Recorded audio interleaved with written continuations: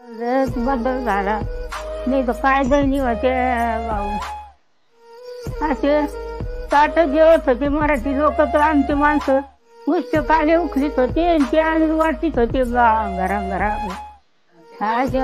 असा का काढा आणि असे ताट उखलून लोकांचे खरकटे बघण्यात यायचे. घरी आल्यावर बरोबर बरोबर वाटायची आणि ते खायची. असा काळ होता. बाबासाहेबामुळे लय चांगलीपणा आली. हा औरंगाबादला 3च गाड्या होत्या कार आणि बाकी चांगे होते घोडेवाले चांगे. तर मला सांगितलं कि नाना जी आपकी गाड़ी होना है, साथ में चलो आप, बाबा साहब को कॉलेज में लेके जाने का है.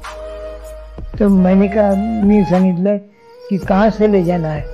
तो बड़े पोस्ट ऑफिस के बाजू में डोंगरे का बाड़ा था, काले रंग का बड़ा दरवाजा था और बाड़ा था, वहाँ बाबा साहब ठहरे रहते. वहाँ से मैं गाड़ी के अंदर बिठाने के लिए लाया उनको.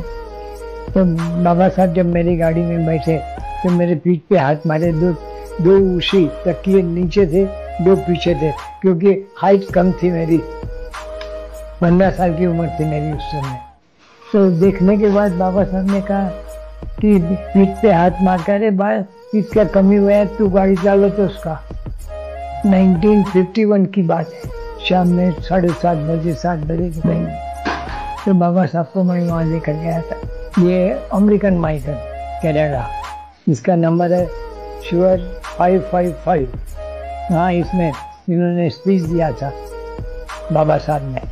ये माइक 3 लाख रुपए में मांग रहे, मैं नहीं दे रहा हूँ. उन्होंने बोले मैं नहीं दूंगा. मैं जे काही आहे माझ्या आयुष्याचं, ते जे काही मिळवलं कळवलंय त्याच्या पाठीमागे आंबेडकर यांचे बाबासाहेब डॉक्टर आंबेडकरांनी. आज आमचे जे काही आहे ते सर्व तुझेच आहे. आज आमचे जे काही आहे ते सर्व तुझेच आहे.